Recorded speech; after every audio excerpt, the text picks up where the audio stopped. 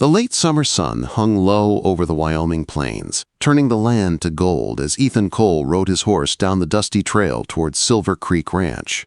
The wind smelled of sage and dry earth, whispering across miles of open land. It had been 6 long years since Ethan had stayed anywhere longer than a season. He drifted from one cattle outfit to another, chasing work and trying to outrun his past. But this job, ranch foreman at Silver Creek, felt different. Maybe because something deep inside him wanted it to be.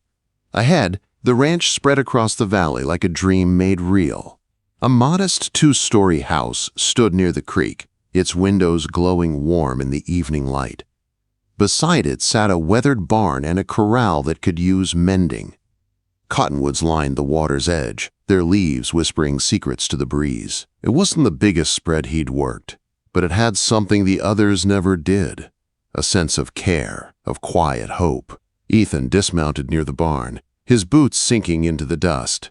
His horse snorted softly, as if glad the long ride was done. He brushed the sweat from his brow and turned as a woman approached from the house. She was younger than he expected, late 20s maybe, with auburn hair pulled neatly back and eyes the color of honey warmed by sunlight. Her dress was simple calico, faded but clean, and her hands bore the calluses of honest work. "You must be Mr. Cole," she said, her voice calm but strong. "I'm Anna Whitfield. Thank you for coming. We lost 2 ranch hands to the gold fields last month. The work's hard, but the pay is fair. You'll take your Sunday meals with us at the house." Ethan tipped his hat. "I appreciate the offer, ma'am. I'll do my best not to disappoint." Before Anna could reply, a small whirlwind came racing from behind her skirts. A little girl, 6, maybe 7, burst forward, her 2 braids flying, her boots dyed a bold red. She stared up at Ethan with fearless curiosity. "Are you the new cowboy?" she asked, hands on her hips. "Emily," her mother said gently, "mind your manners." Ethan smiled faintly and touched the brim of his hat. "Yes, miss. I reckon I am." Quote, Emily studied him with the seriousness of a judge. "Can you rope? Tommy Garrett says his pa can rope a running Mustang, but I think he's fibbing." Ethan chuckled softly. "I can rope well enough to keep the cattle where they belong." "Can you teach me?" she asked quickly. "Emily," Anna warned again, but there was affection in her tone. Ethan hesitated only a second before nodding. "If your mama allows it, and if you finish your chores first." The little girl's eyes lit up like sunrise. "I always do my chores. I feed the chickens and gather eggs and help with the garden, too." "Little chatterbox," Anna murmured with a smile that softened the worry lines on her face. "Let Mr. Cole get settled. Supper's at 6. The bunkhouse is past the barn." As mother and daughter walked away, Emily's voice carried back across the yard, full of questions about the new cowboy. Ethan stood watching them go, something stirring in his chest that he didn't recognize at first. It wasn't longing, not yet, but the faint ache of remembering what it felt like to come home to voices, to warmth, to laughter. He'd buried those feelings the day he lost Mary and little James in a river crossing 6 years ago. Since then, he'd learned to live with silence. But that little girl's bright voice had cracked something inside him he thought was sealed forever. The days that followed settled into the rhythm of ranch life. Ethan rose before dawn, worked till dark, and threw himself into the endless tasks that came with running cattle and repairing fences. He worked hard, spoke little, and slept dreamlessly. But he wasn't alone as often as he used to be. Wherever he went, those red boots seemed to follow. Emily had made it her mission to learn everything about ranching and about Ethan. She asked questions about horses, stars, ropes, weather, and every mystery her curious mind could imagine. Ethan found himself saving answers just for her, waiting for her visits. One afternoon, he was fixing a section of corral fence when he heard the small thud of boots behind him. Emily climbed onto the lower rail, unusually quiet. She swung her legs and watched him in thoughtful silence. "Mr. Ethan," she said finally. "Yes, Miss Emily?" She hesitated. "Susie Miller got a new daddy." Ethan kept his eyes on the fence, hammering a nail. "That's so?" "Uh-huh. Her mama married Mr. Porter from the bank." Susie says he's nice to her mama but doesn't like her much. Says she's in the way. Emily's voice went small. That's sad, isn't it? Quote, Ethan set down his hammer and looked at her. It is, he said softly. I told her she could share you if she wanted. Emily went on earnestly. You're better than Mr. Porter anyway. You taught me to rope and how to whistle for horses. Ethan's throat tightened. He pulled out his bandana and wiped his face, pretending it was just sweat. Mr. Ethan, Emily said after a pause, if you marry Mama, will you marry me too? Quote, the words hit him harder than any punch. For a long moment, he couldn't breathe. The memory of another small voice calling him Papa rose like a ghost. He felt his knees go weak. Emily looked worried now. I mean, Mama's pretty, and she makes the best apple pie in the county. Sheriff Watson said so. But I'm part of her too, so if someone marries her, they gotta marry me. That's fair, isn't it? Quote, Ethan knelt in the dust until he was eye level with her. The truth of her little heart undid something deep in his soul. Emily, he said softly, voice rough with emotion. You're right. Any man who'd want your mama but not you would be a fool. You two are a package deal, and that's the best kind there is. Her eyes brightened. So if you did marry Mama, you'd be my papa for real, not like Mr. Porter. Ethan swallowed hard. If I ever married your mama, he said slowly, I'd be proud to be your papa. Real proud. Emily grinned, satisfied. Good. I'll tell Susie she can't share you after all. You're going to be too busy with us? Before he could reply, she hopped down and ran toward the house, red boots kicking up dust. Ethan stayed kneeling there, one hand pressed to his chest where something long buried had started to beat again. He didn't notice Anna standing in the barn doorway, her eyes wet with tears she hadn't expected. She'd heard every word, and for the first time in years, she felt something stronger than exhaustion or duty. She felt hope. As the sun dipped behind the mountains and the ranch was wrapped in gold and shadow, Ethan rose to his feet. The world looked the same, but somehow everything had changed. The dinner bell rang from the house. And for the first time in 6 long years, walking toward a lit window didn't make him feel alone. The days after Emily's innocent question carried a new kind of silence across Silver Creek Ranch. Not the hollow silence of loneliness Ethan had known for years, but one filled with quiet thoughts and feelings he didn't quite know what to do with. He still worked from dawn to dusk, fixing fences, tending cattle, breaking horses, but now every sound, the creak of a gate, the soft laughter from the kitchen window, the sight of a small pair of red boots by the porch, seemed to reach a place in him that had long been empty. He told himself it was just the ranch routine settling into him, but deep down, he knew better. Something had shifted the moment that little girl asked him if he'd marry her too. One afternoon, as storm clouds gathered over the hills, Ethan was oiling leather tack in the barn. The smell of hay mixed with the scent of rain, and the air hung thick and still. Emily climbed onto a hay bale, legs swinging, her usual chatter replaced by a quiet frown. Susie Miller cried at school today, she said suddenly. Ethan looked up. That so? What happened? Her new papa said she talks too much, said little girls should be seen, not heard. Emily's small voice trembled with anger and confusion. She tried to tell him about a robin's nest she found, but he told her to hush, so she went quiet, just quiet. Ethan set down the bridle and leaned forward, elbows on his knees. That's not right, he said softly. A real papa listens. He wants to hear about robin's nests, even if it takes all supper to tell it. Emily studied him for a long moment, then nodded, as if filing that truth away. That's what I told her, I said. My Mr. Ethan listens. He doesn't tell me to hush. Quote. He smiled faintly. You told her that, huh? I did, and she said I was lucky. Emily hesitated, her small hands tightening in her lap. I've been thinking about what makes a real papa. Ethan swallowed hard, already knowing this talk would hit deep. What did you come up with? Well, she began carefully, a real papa teaches things, like you taught me to rope and whistle. He listens when you're scared about wolves or storms. He lets you help even when you're small. And he loves your mama in a way that makes you feel safe, like adding another chair at the table, not taking yours away. Her words broke something in him that had been locked since the day the river took his wife and son. He couldn't speak for a long moment, only looked at the little girl who was unknowingly stitching up the tear in his heart.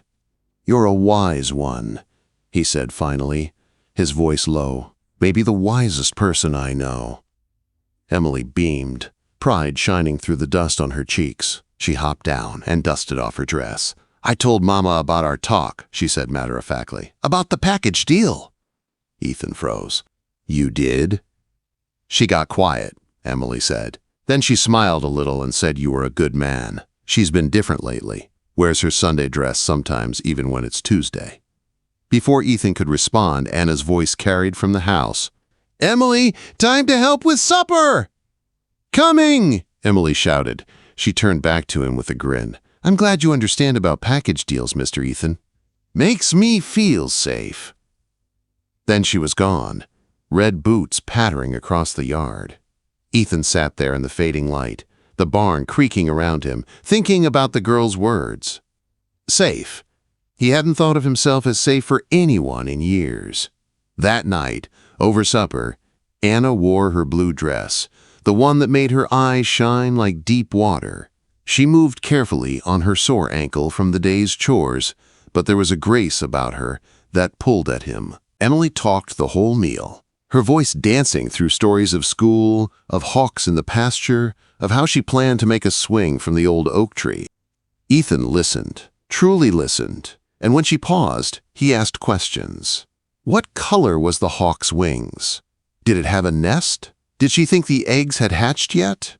Anna watched the exchange quietly, her gaze soft. When Emily finally ran off to fetch a picture she'd drawn, Anna set down her fork. "She told me about your talk," she said gently. Ethan met her eyes. "She's got a smart head on her shoulders." "She does," Anna agreed. "And she's right, you know. We are a package deal." Ethan's breath caught, the words hitting harder than he expected. I never doubted it. For a moment, neither of them spoke. The room seemed filled with more than lamplight, something quiet and new, fragile but real. Finally, Anna said softly, "You see her, Ethan, really see her. Most men don't, and that means more than you can know." He looked at her then, really looked, at the tired strength in her posture, the calluses on her hands, the way her hair had come loose from its bun. She wasn't the kind of woman who broke easily. She was the kind who kept a ranch and a child alive through storms and loneliness. "She deserves to be seen," he said simply. "You both do." Anna smiled faintly, her eyes glistening. "Then maybe you see more than most." Outside, thunder rumbled in the distance. The air smelled of rain. Emily came running back in, waving her drawing of the hawk, and the moment broke. But not completely. Something unspoken hung between them, a bridge waiting to be crossed. That night, long after they'd gone to bed, the storm rolled in. Rain drummed hard on the roof, wind howled through the cottonwoods, and lightning split the sky. Ethan couldn't sleep. He kept thinking of the look in Anna's eyes, the trust in Emily's voice, the word family echoing in his chest. Then he heard it. A small cry from the house through the rain. Without thinking, he threw on his coat and ran across the yard. Inside, the lamp in the front room glowed dim. Anna was on the stairs, comforting Emily, who clung to her nightgown, frightened by the thunder. "It's just noise, sweetheart," Anna soothed, rubbing her daughter's back. "It can't hurt us." Ethan stepped into the light. "You all right?" Emily looked up at him, eyes wet with tears. "It's loud," she whispered. Ethan knelt beside her. "You remember what I told you about storms? They pass faster if you count between the lightning and the thunder." "Let's try." Lightning flashed. They counted together. 1, 2, 3. The thunder came, softer this time. "See?" he said gently. "It's moving away." Emily leaned into him, still trembling, but calmer now. Anna watched, her expression unreadable. When the storm finally eased, Emily's eyes grew heavy. Anna carried her upstairs, and Ethan followed to make sure the shutters were closed. At the doorway, Anna laid her daughter in bed, smoothing her hair. Emily's voice came sleepy and soft. "Mr. Ethan?" "Yes, little one?" Thank you for keeping the storm away." He smiled. "Anytime, sweetheart." Quote, when they stepped into the hall, Anna closed the door and turned to him. For a moment, they simply stood there, listening to the rain easing on the roof. "She loves you," Anna said quietly. Ethan's throat tightened. "She's easy to love." Anna hesitated, her eyes shining in the lamplight. "So are you, Ethan Cole." The words hung between them, fragile as the fading storm. And, though neither moved, something deep inside them both knew. Something had already begun. The storm that night had changed more than the weather. In the days that followed, the air between Ethan and Anna felt charged, not awkward, but full of something alive and unspoken. They worked side by side, mending fences and planning the fall roundup, and though their hands never quite touched, their eyes met more often than either dared to admit. Then, one morning, trouble came. A rider from town brought news. The heavy rain had washed out fences on the north pasture. Cattle were scattered, and feed would be short before winter. Anna's face went pale as she read the message. Silver Creek Ranch didn't have much left to lose. "We'll handle it," Ethan said firmly. "You and Emily stay here. I'll take a few hands and round up the strays." But Anna was already pulling on her gloves. "This is my land, Ethan. My family's name is on it. I'll ride." He saw the fire in her eyes, the same stubborn strength that kept this place alive, and he knew arguing was useless. Within minutes they were in the saddle, galloping into a sky the color of storm steel. The wind came fierce and cold, driving sheets of rain across the range. The cattle, spooked by thunder, scattered like smoke in the wind. For hours they fought to herd them back, mud clinging to the horses' legs, lightning splitting the horizon. Ethan was driving the last few strays toward the corral when a deafening crack split the air. A massive cottonwood, its roots loosened by the storm, came crashing down. Anna's horse reared, and she was thrown hard into the mud. "Anna!" Ethan shouted, leaping from his saddle. She lay on the ground, clutching her ankle, face white with pain. "It's twisted," she gasped. "Go after the cattle." "To hell with the cattle." Ethan scooped her up, carrying her through the rain to his horse. "I'm not losing another family to a storm." By the time they reached the house, both were soaked and shivering. Emily threw open the door, her little face pale with fear. "Mama!" she cried. "It's all right, sweetheart," Ethan said, lowering Anna gently into a chair near the fire. "Just a sprain." He bandaged the swollen ankle with careful hands, every touch full of tenderness. Anna tried to laugh, though her voice shook. "You saved me." "Reckon we saved each other," Ethan said quietly. As the storm raged outside, the three of them huddled near the fire. Emily made tea the way her mama had shown her, proudly pouring it into mismatched cups. Ethan watched her move with small, sure motions that reminded him of Anna. He realized, in that moment, he didn't just want to protect them. He wanted to belong to them. The next morning, when the skies cleared, trouble of a different kind came knocking. Hugh Morrison, the banker from Cedar Ridge, rode up with his slick smile and polished boots. He took one look at the broken fences and smirked. "Mrs. Whitfield," he said, dismounting, "I've been reviewing your loan. Unfortunate storm, wasn't it? Shame if something happened to the property." Anna stood tall, though her ankle trembled beneath her weight. "The payment's not due for 2 weeks." "Technically," Morrison drawled, "the bank can call in the note at any time if the property's at risk. Which, from what I see, it clearly is. Unless, of course," he let the words hang, "you reconsider my proposal." Ethan stepped forward, jaw tight. "You mean your marriage proposal?" Morrison's eyes narrowed. "Stay out of this, cowhand." Anna's voice was cold and steady.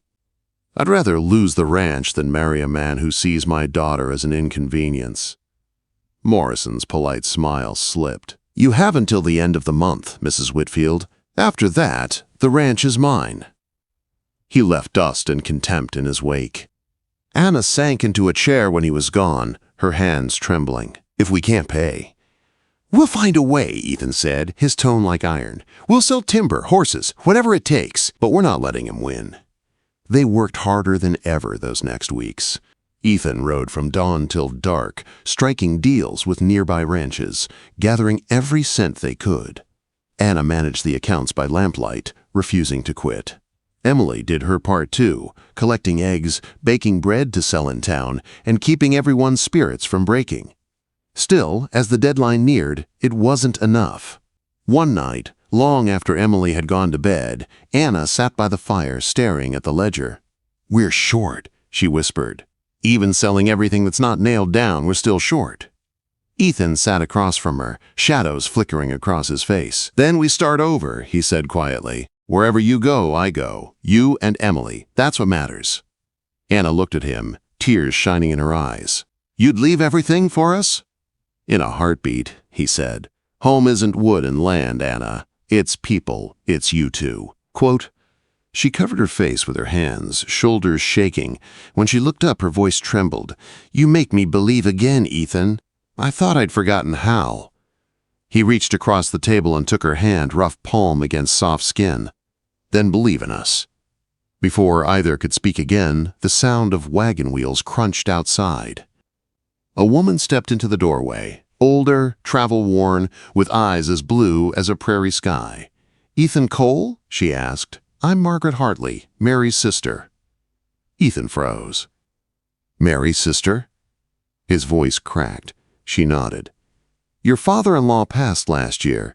He left something for you. And for James." She handed Ethan a folded document.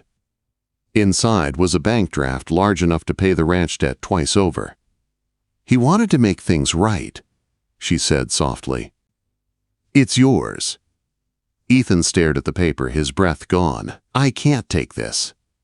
"Yes, you can," Margaret said firmly. "You've earned it by living. By finding a new family." She smiled at Anna and Emily. Mary would have wanted that. When she left, Anna looked at Ethan. "That money could save the ranch." He hesitated. "It's your land, Anna. I can't buy my way into your life." "You wouldn't be," she said, her voice steady. "You'd be investing in our future, our family's future." He looked at her, really seeing her, the woman who'd taken him in, trusted him, healed him without trying. "Our family," he repeated softly. The next day, they rode to town together. Ethan, Anna, and Emily, to pay off the debt. Morrison's smile died the moment Ethan placed the draft on his desk. "You can't be serious," he said coldly. "We're very serious," Anna replied. "Silver Creek Ranch is ours, paid in full." When they walked out of that bank, hand in hand, the whole town seemed brighter. Emily skipped between them, her red boots kicking up dust. "We did it!" she shouted. "We really did it!" That night, under a sky full of stars, Ethan stood on the porch with Anna beside him. Inside, Emily slept clutching a small wooden horse Margaret had given her, a carving from Ethan's late son. Anna turned to him. "What comes next?" she asked softly. He looked at her, eyes full of everything he'd held back for years. "What comes next," he said, "is I court you proper. I bring you flowers, take you dancing, sit on this porch every evening, because this time I'm not running, I'm home." Anna smiled through her tears. "And Emily?" Ethan took her hand and kissed it gently. "She's already mine, you both are." Inside, a sleepy little voice drifted from the open window. "Mama." "Mr. Ethan, you know what's funny?" Anna called softly. "What's that, sweetheart?" "I don't gotta ask my question anymore," Emily murmured. "Everybody already knows the answer." Anna's eyes filled again.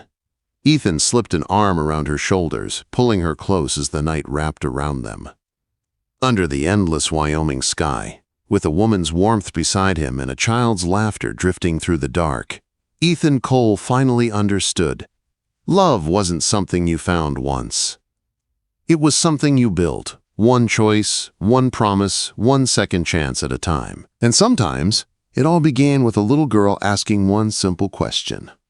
"If you marry Mama, will you marry me too?"